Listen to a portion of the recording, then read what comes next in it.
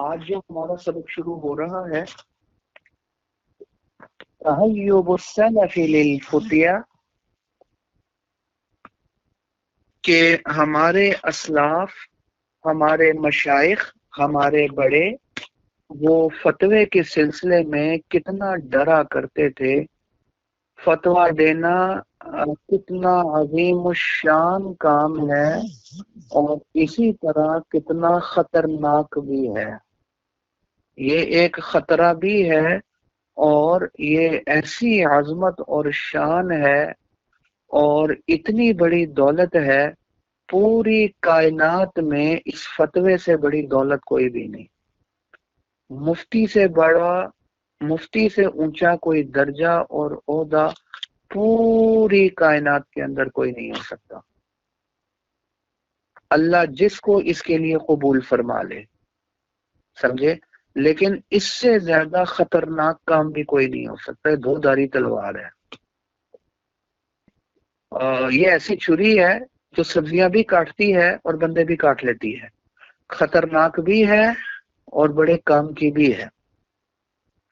تو ہمارے اسلاف اسی وجہ سے کہ یہ بڑی خطرناک چیز بھی ہے، فتویٰ دینے سے بڑا احتیاط کیا کرتے تھے، ڈرا کرتے تھے. خدا نو خواستہ کوئی غلطی نہ ہو جائے، بہت احتیاط کیا کرتے تھے. قال الامام النووی رحمہ اللہ تعالی، امام النووی رحمۃ اللہ علیہ فی مقدمۃ شرح المہذب، اپنی کتاب شرح المہذب کے مقدمے میں فرماتے ہیں، اعلم ان الافتاء عظیم الخطر. یہ آگئی بات کہ خوب اچھی طرح سمجھ لو، فتویٰ دینا عظیم الخطر بڑی شان والا کام ہے. یہ کوئی چھوٹا کام نہیں، بڑا عظیم الشان کام ہے فتویٰ دینا. قدیر الموقع، اور بہت زیادہ پیش آنے والا بھی ہے. اب ہم دیکھتے ہیں جامع شفیہ میں بھی باہر سے جو لوگ آ رہے ہیں، ہمارے ساتھ فون کے اوپر ٹچ ہے پوری دنیا سے لوگ، تو وہ اسی سلسلے میں ہے، فتوے کے سلسلے میں. بھرا ہوتا ہے واٹس ایپ، میلیں آئی ہوئی ہے، واٹس ایپ ہو رہے ہیں، سینکڑوں کی تعداد میں لوگ متوجہ رہتے ہیں. مدرسے کے ساتھ اصل تعلق جو باہر والوں کا اور عوام کا ہے وہ اس مسئلے کے سلسلے میں ہماری دینی رہنمائی کی جائے. ہمارے لیے شریعت کا حکم کیا ہے، سمجھے. ہماری تجارت کیسے حلال ہو سکتی ہے، یہ لفظ بولا تھا طلاق ہوئی ہے یا نہیں ہوئی ہے. یہ لوگ سوالات بہت زیادہ کرتے ہیں، تو کہنا ٹھیک ہو گیا کہ بہت زیادہ پیش آنے والا معاملہ ہے فتوے والا، اور کثیر الفضل، اور بڑے فضیلت کی چیز ہے، بہت اونچا درجہ اور مقام ہے اس کا، فتوے کا. کیوں یہ کیوں عظیم الشان، کیوں بہت زیادہ فضیلت والی ہے؟ کیونکہ لأن المفتی وارث الانبیاء صلوات اللہ علیہم وسلامہ. ہمیشہ یاد رکھیے گا، لأن اپنے ماقبل کے لیے دلیل بن کر آئے گا. یہ دلیل آ گئی ہے کیونکہ لأن المفتی، کی مفتی انبیاء علیہم الصلاۃ والسلام کا وارث ہے. اصل وارث جو انبیاء کا ہے وہ یہ مفتی ہے. کیوں؟ کیونکہ نبی کا کام ہوتا ہے لوگوں تک اللہ کی بات پہنچانا، اللہ کا حکم لوگوں کو بتلانا، اور یہی کام مفتی بھی کرتا ہے. تو اصل وارث اگر کوئی ہے انبیاء کا، وہ کون ہے؟ مفتی. حضرت شاہ ولی اللہ صاحب رحمۃ اللہ علیہ بہت بڑی شخصیت گزرے ہیں. حضرت فرمایا کرتے تھے وارث کا لفظ مطلق ہے. آپ نے اصول فقہ میں پڑھ لیا، جب مطلق کو مطلق ذکر کیا جائے تو اس سے کامل مراد ہوتا ہے. تو جو حدیث میں آتا ہے علماء انبیاء کے وارث ہیں، اور اصل وارث جو علماء میں سے ہے وہ مفتی ہے، تو کیا مانا؟ اصل وارث مفتی ہے، کامل وارث مفتی ہے. تو سب سے کامل وارث تو بیٹا ہوا کرتا ہے تو کیا مطلب ہو گیا کہ جو مفتی ہے وہ نبی کا بیٹا بن گیا، جو مفتیہ بن جاتی ہے وہ نبی کی بیٹی بن گئی۔ اس سے بڑا درجہ اور شان اور مقام کوئی اور نہیں ہو سکتا، سمجھے؟ یہی وجہ ہے حضرت فرماتے تھے کہ عالم کو سید کہنا بھی جائز ہے کیونکہ نبی کا بیٹا بن گیا ہے، اور عالمہ کو سیدہ کہنا بھی جائز ہے کیونکہ نبی کی بیٹی بن گئی ہے۔ اس سے بڑا درجہ کوئی ہو سکتا ہے؟ کتنا عظیم الشان کام ہے انبیاء کا وارث بننا، وارثہ بننا، یعنی نبیوں کا بیٹا اور بیٹی بننا ہے۔ اللہ اکبر۔ وقائم بفرض الکفایت، اور مفتی فرض کفایہ کو ادا کرنے والا، قائم کرنے والا ہوتا ہے۔ کیا معنی؟ علاقے میں، محلے میں کوئی مفتی کو مفتیہ ہونی چاہیے تاکہ لوگوں کو، خواتین کو اگر کوئی مسئلہ پیش آتا ہے تو ان کی دینی رہنمائی کرے۔ اگر پورے علاقے میں دینی رہنمائی کرنے والا کوئی بھی موجود نہیں ہے تو سارا محلہ گناہگار ہوگا فرض کے ترک کرنے۔ فرض کفایہ ہے، کچھ لوگ ہونے چاہیے جو لوگوں کی دینی رہنمائی کریں، لوگ ان سے آ کر اپنے مسائل پوچھیں، یہ ان کو جواب دیں، فرض کفایہ ہے، سمجھے؟ تو اتنا عظیم الشان منصب ہے مفتی والا، نبی کا بیٹا اور بیٹی بننا ہے اور فرض کفایہ کی ادائیگی کرنا ہے، یہ شان ہے۔ اس سے بڑی شان اور کیا ہو سکتی ہے؟ نبی کا بیٹا اور بیٹی بن گئی تو بڑی عظیم الشان عہدہ ہے، لیکن ساتھ ساتھ ایک خطرے والی چیز بھی ہے، وَلَكِنَّهُ مُعَرَّضٌ لِلْخَطَرِ، لیکن ساتھ ساتھ اپنے آپ کو خطرے کے لیے پیش بھی کرنا ہے، بڑی خطرناک چیز بھی ہے۔ یہ گولی میٹھی تو ہے لیکن ساتھ ساتھ کھٹی بھی ہے، کھٹی میٹھی، خالی میٹھی نہیں ہے، ساتھ ساتھ کھٹی بھی ہے، سمجھے؟ خدا نہ خواستہ اگر کوئی چھوٹی موٹی غلطی ہو جاتی ہے، جلدی کے اندر غلط فتویٰ دے دیتا ہے، اگلا بندہ غلط عمل کرنا شروع کر دیتا ہے، وہ آگے لوگوں کو بتاتا ہے، وہ غلط عمل شروع کر دیتے ہیں، وہ آگے لوگوں کو بتاتے ہیں، وہ غلط عمل شروع کر دیتے ہیں، تو پھر یہ سارا بوجھ اور وبال کس پر آئے گا؟ اسی فتویٰ دینے والے پر۔ اس لیے بڑی خطرناک چیز بھی ہے، شان والی تو ہے، سمجھے، لیکن بڑی خطرے والی بھی ہے۔ میں کہ میٹھی تو ہے لیکن ساتھ ساتھ کھٹی بھی ہے، یہ دونوں چیزیں ساتھ ساتھ ہیں۔ اس لیے بڑی احتیاط، ہمارے اسلاف بڑی احتیاط کیا کرتے تھے۔ مجھے یاد آیا اس میں دونوں پہلو موجود ہیں، شان والی عظیم الشان بھی ہے، خطرے والی بھی ہے۔ پہلی مرتبہ جب میں جا رہا تھا اللہ کی توفیق کے ساتھ حج کے اوپر، تو دادا جی علیہ رحمت محترم جامع شفیہ، ہیڈ تھے جامع شفیہ کے دادا جی، میں ان سے ملنے کے لیے گیا۔ اللہ تعالیٰ کروڑ ہا رحمت نازل فرمائے ان کی قبر پر۔ تو حضرت نے فرمایا، کہنے لگے کدھر جا رہا ہے؟ میں کہا بھائی میں جا رہا ہوں حج کے لیے۔ تو فرمانے لگے، کہنے لگے کہ حج کا جو احترام ہے ان جگہوں کا وہ بھی کر سکے گا یا نہیں کرے گا؟ میں ٹھیک ہے وہ جگہ بڑی شان والی ہے، حرم میں ایک نیکی 1,00,000 نیکیوں کے برابر ہے۔ ہم یہاں اپنے گھروں میں ایک قرآن مجید ختم کریں نا تو ایک ہی، حرم میں جا کر اگر ایک قرآن مجید ختم کریں تو ایسا ہے جیسے 1,00,000 قرآن مجید ختم کریں۔ یہاں ہم ایک دفعہ سبحان اللہ پڑھیں، وہاں ایک دفعہ پڑھیں تو ایسے ہی ہے جیسے ہم نے 1,00,000 دفعہ سبحان اللہ۔ یہاں ایک نماز پڑھیں اور وہاں ایک نماز پڑھیں، وہ ایسا ہی ہے جیسے ہم نے حرم کے علاوہ 1,00,000 نمازوں کو پڑھا۔ سمجھے؟ یہ چھوٹی چیز نہیں ہے، بڑا شان، بڑا مقام ہے ان جگہوں کا، یہ حضرت نے فرمایا۔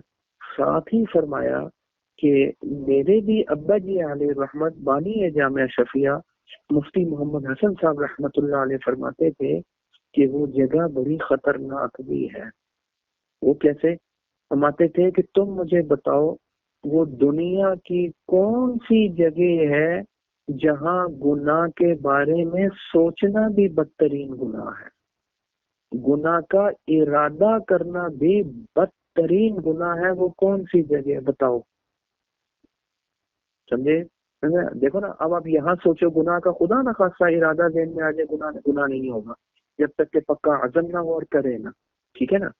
تو بات ہے، لیکن اللہ اکبر، یہ حرم حرمین شریف یہ ایسی جگہ ہے جہاں گناہ کا ارادہ کرنا بھی بدترین گناہ ہے، اس لیے بڑی خطرے والی جگہ بھی ہے۔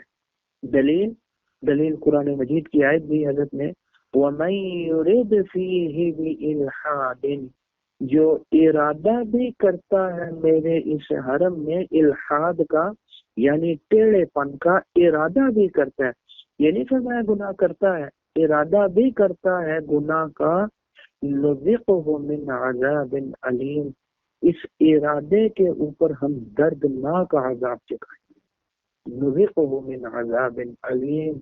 فرمایا یہ شان والی، مقام والی، درجے والی جگہ تو ہے لیکن بڑی خطرناک بھی ہے، جہاں گناہ کا ارادہ کرنے پر اللہ کا بدترین عذاب ہے، دردناک عذاب، وہاں گناہ کرنا کتنا بڑا گناہ ہو۔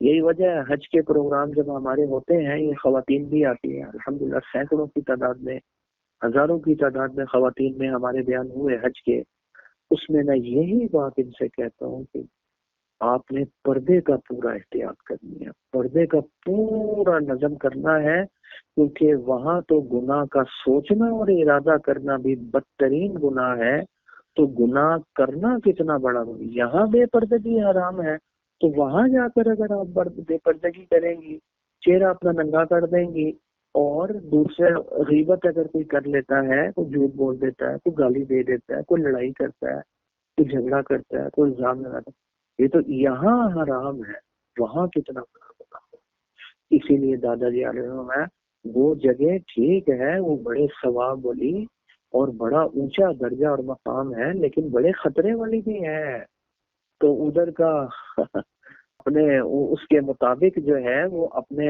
عمل کو کر لے گا یا نہیں کرے گا۔ تو اسی طرح یہ مفتی والا ٹھیک ہے، یہ کام اور یہ عہدہ بڑے عظمت والا، بڑے شان والا ہے، لیکن بڑے خطرے والا بھی ہے۔ تو کیا کہا؟ وَلَكِنَّهُ مُعَرَّضٌ لِلْخَطَرِ، اپنے آپ کو خطرے کے لیے بھی پیش کرنا ہے، سمجھے؟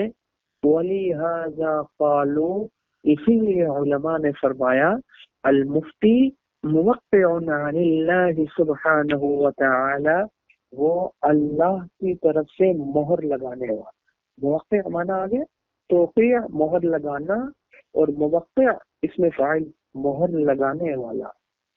جب کوئی مسئلہ پوچھنے کے لیے آیا، یہ اس بارے میں شریعت کیا کہتی ہے، فتویٰ دے دیجیے، ہم نے جو فتویٰ دیا، ہم نے کیا کہا، اس بارے میں اللہ یہ فرماتا ہے، ہمارا دین یہ کہتا ہے، اللہ کا حکم یہ، فتویٰ دینا اللہ کا حکم ہی لوگوں تک پہنچانا ہے نا، تو گویا اللہ کی طرف سے مفتی مہر لگانے والا، یہ کوئی چھوٹا عہدہ ہے، اس سے بڑا عہدہ پوری کائنات میں کوئی نہیں ہو سکتا، یہ اللہ کا نائب بن گیا، اللہ کی طرف سے مہر لگانے والا، اللہ نے اس کو اپنا نائب بنا، یہ ماننا۔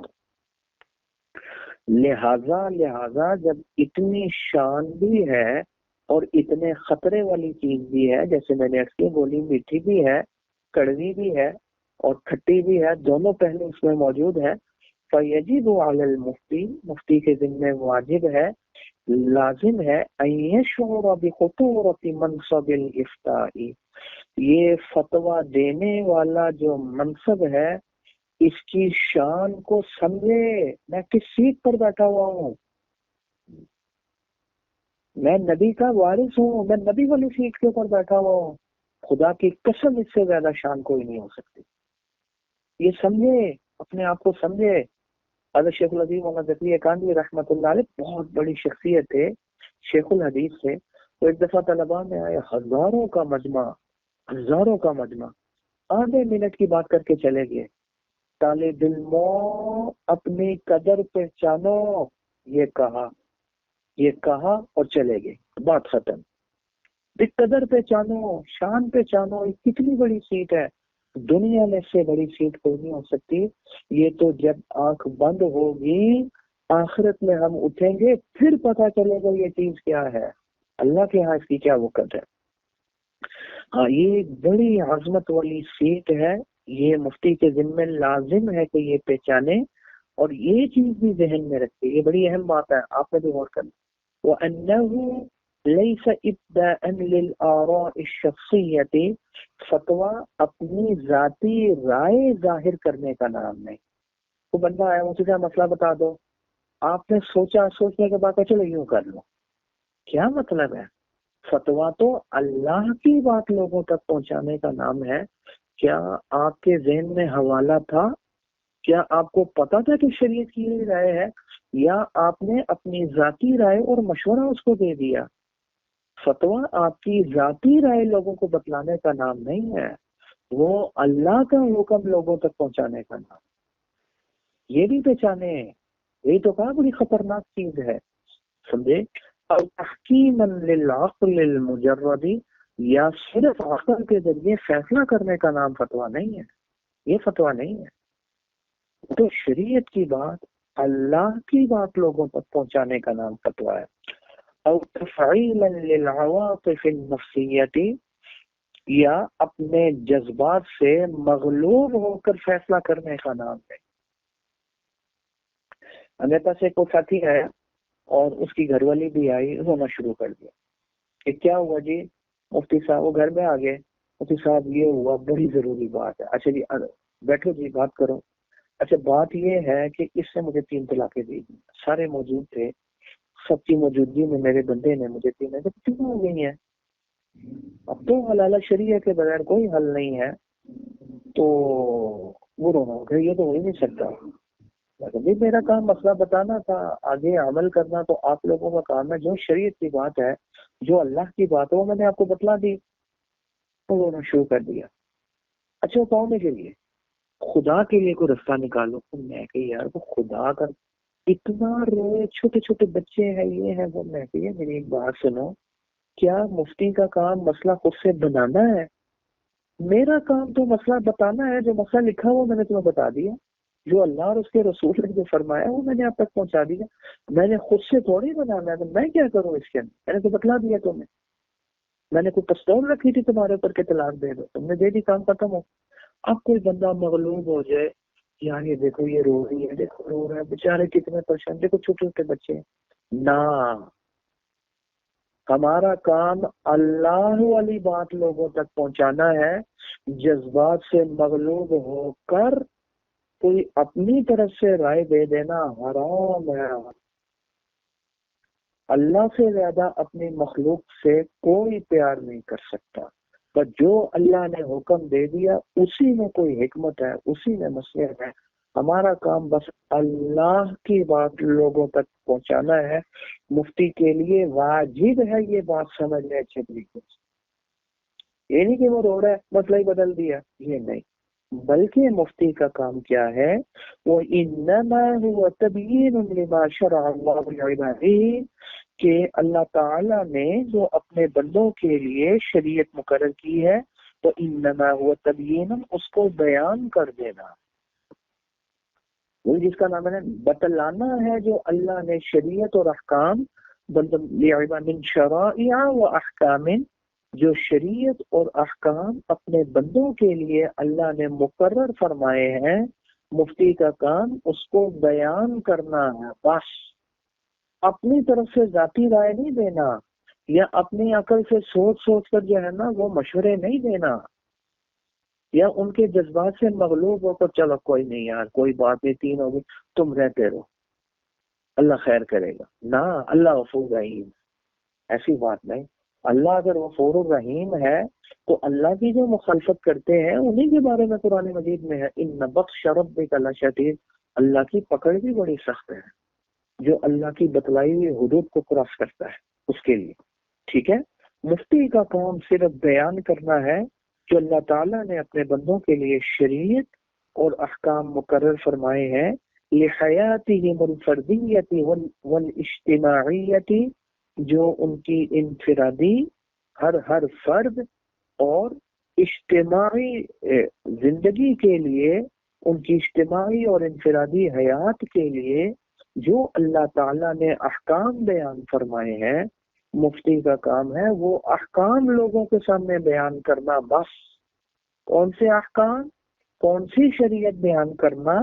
التی تضمن لهم السعادت الابدیہ، جو ضامن ہے، جو شریعت ان کی ہمیشہ ہمیشہ کی زندگی، دنیاوی اور اخروی زندگیوں کی سعادت اور کامیابیوں کی ضامن ہے، وہ شریعت بیان۔ اسی شریعت کے اندر دنیا کی بھی کامیابی ہے اور آخرت کی بھی کامیابی ہے۔ آج ہم کیوں برباد ہو گئے ہیں؟ ہم نے شریعت کو چھوڑ دیا، ہم نے شریعت کو برباد کر دیا۔ میرے پاس آئے غالباً یہ سما ٹی وی والے، ان کا کوئی انٹرویو لینا تھا انہوں نے، تو سما والے تھے یا جیو تھے، مجھے یاد نہیں اچھے طریقے سے۔ اچھا، مسئلہ یہ تھا کہ یہ چھوٹی چھوٹی بچیوں کے ساتھ ریپ ہو رہا ہے، یہ ہو رہا ہے، وہ ہو رہا ہے، تو مفتی صاحب اب اس حوالے سے کیا کہتے ہیں، ہماری شریعت کیا کہتی ہے؟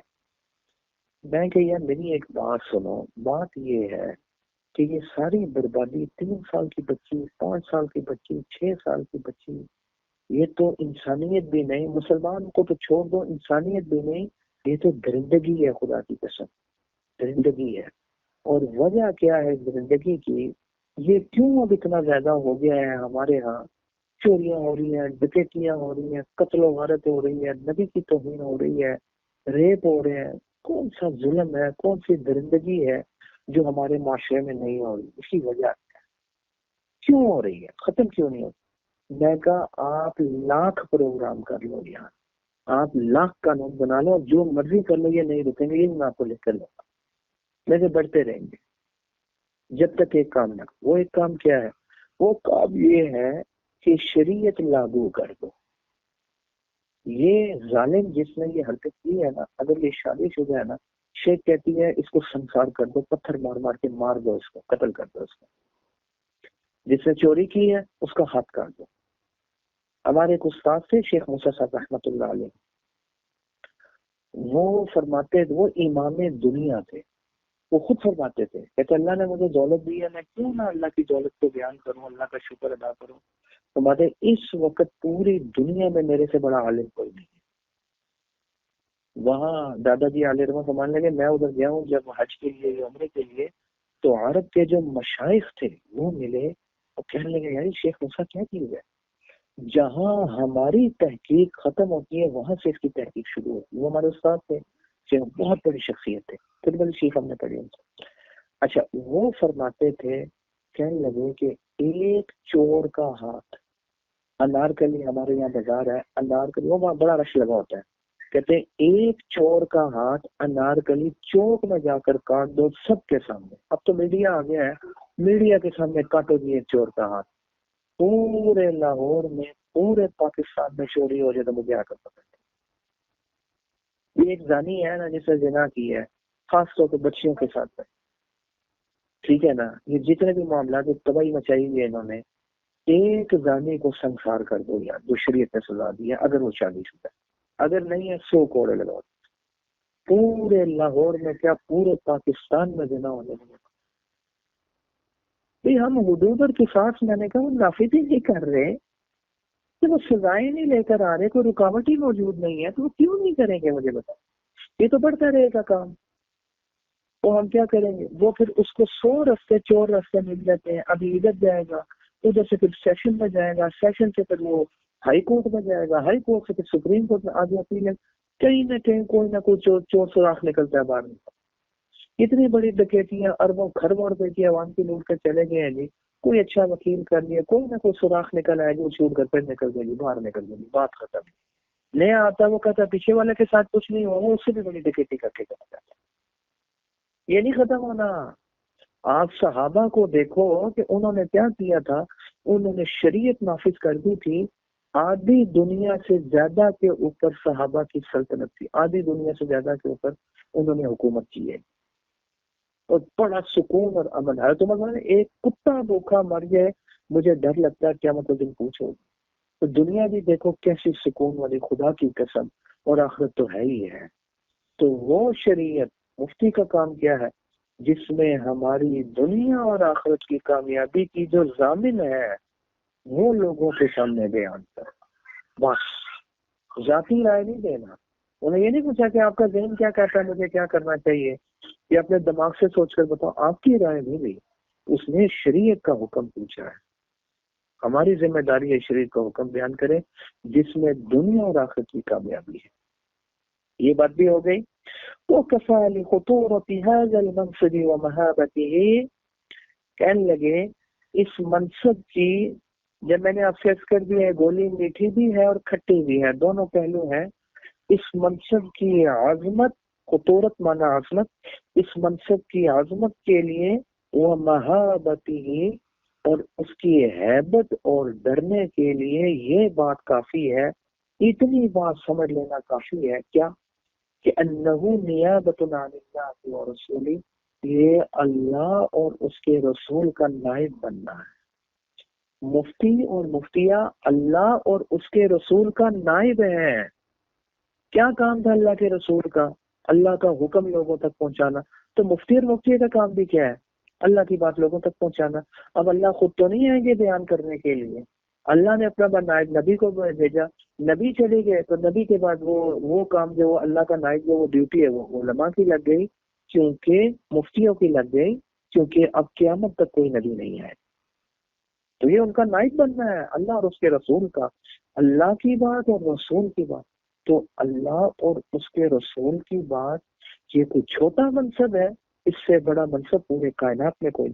اب ان کی سیٹ کے اوپر جا کر، رسول کی سیٹ کے اوپر بیٹھ گیا مفتی اور مفتیہ۔ کس چیز میں نائب ہے؟ کہ بیان تلک ان احکام بیان کر، ان کا کام بھی حکم ہے، یہ بھی حکم ہی بیان کر رہا جو نبی بیان کرتا، اللہ کی بات لوگوں تک پہنچے، کیونکہ اللہ تو نہیں آئے گا، اللہ تو یا نبی کے ذریعے یا علماء کے ذریعے اپنی باتیں یہ اس کے نائب بن جائیں۔ ایک تو یہ، دوسری چیز وَتَوْقِيعٌ عَنْ رَبِّ السَّمَاوَاتِ وَالْأَرْضِ وَرَبِّ الْعَالَمِينَ، آسمانوں اور زمین کے رب جو کہ رب العالمین ہے، ان کی طرف سے مہر لگانا۔ سمجھے؟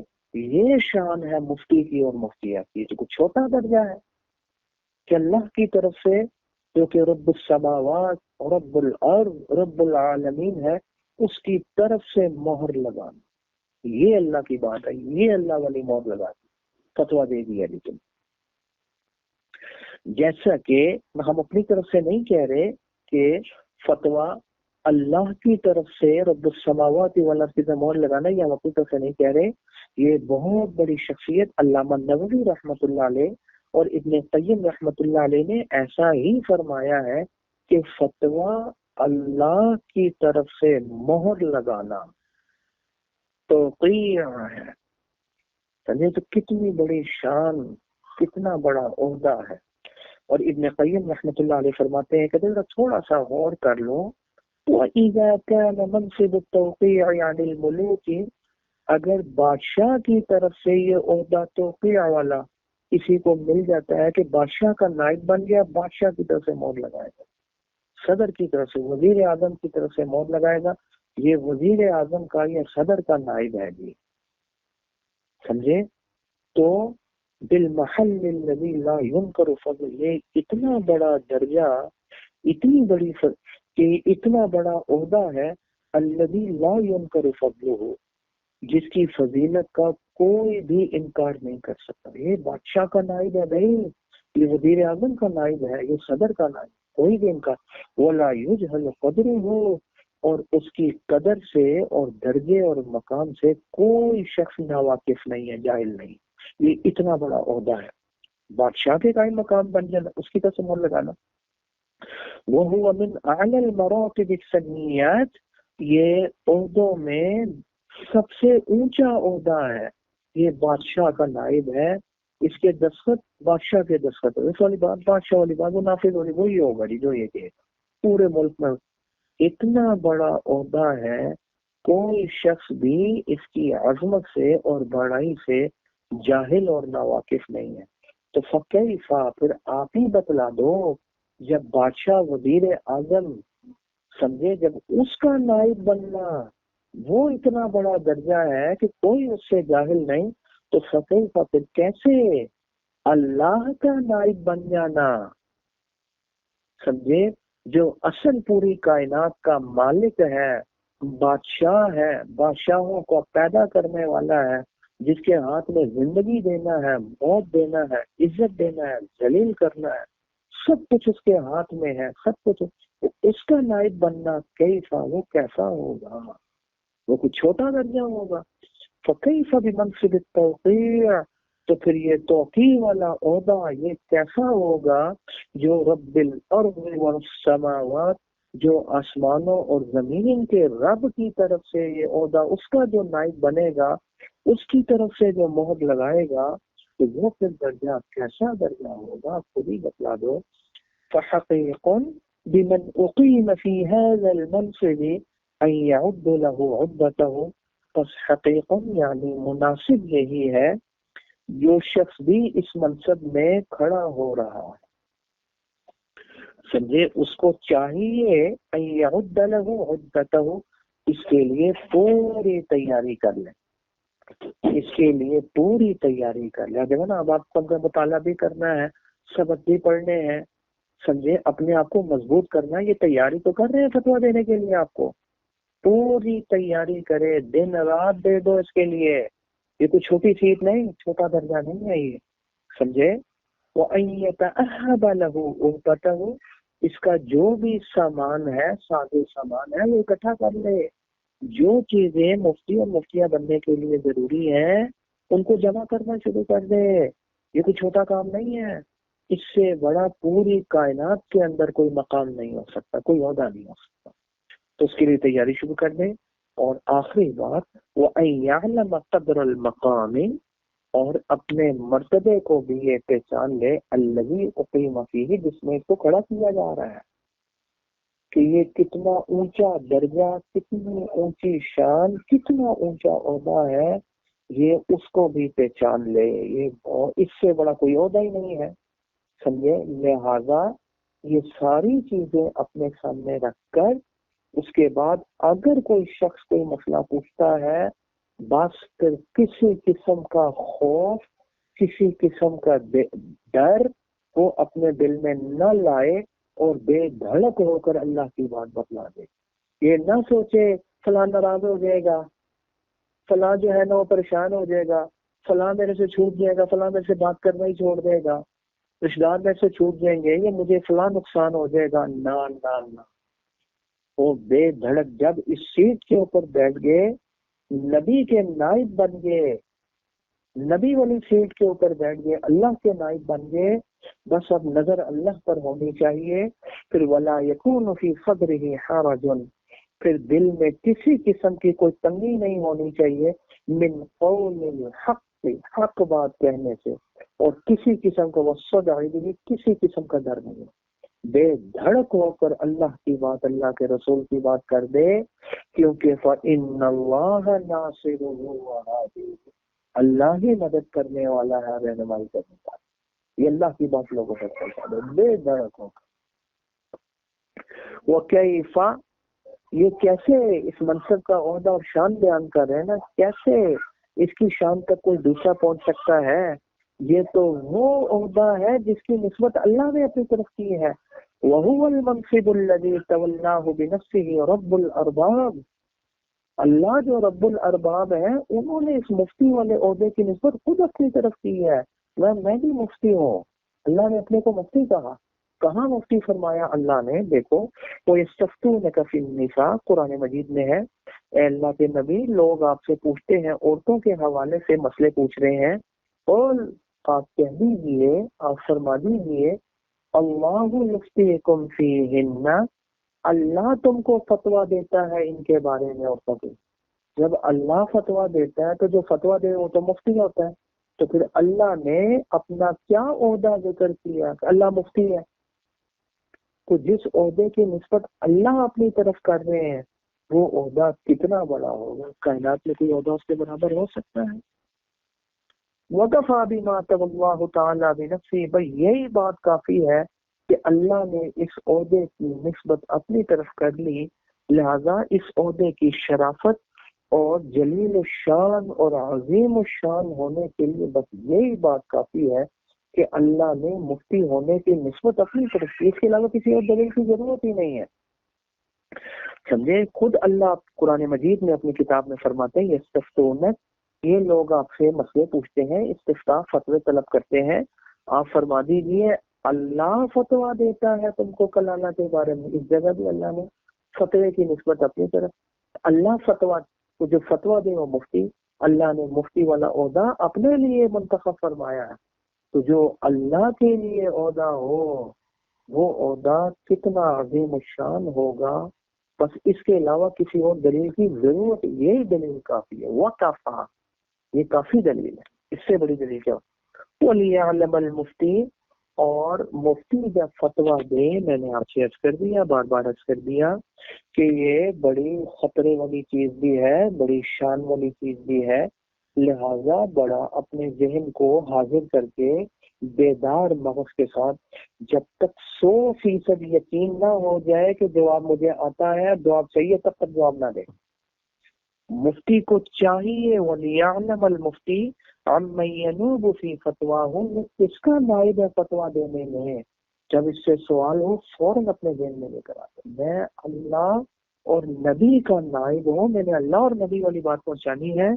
ایک تو یہ کہ خود اس میں نے غلطی نہیں کرنی، اور خدا نہ خاصہ اگر غلطی ہو گئی تو یہ چیز بھی ذہن میں رکھے، وَلْيُوقِنْ، اس کو چاہیے کہ یہ یقین رکھے، اپنے ذہن کے اندر یہ بات پکی کر لے، انہو مسئول غدن، یہ جو میں فتویٰ دے رہا ہوں یا دے رہی ہوں، کل کو اس کے بارے میں میرے سے سوال بھی کیا جائے، پوچھا جائے گا فتویٰ صحیح دیا تھا یا غلط دیا تھا، اگر غلط دیا تھا تو ادھر آ جائے، سمجھ آ رہی ہے؟ تو کل کو میں کیا جواب دوں گی؟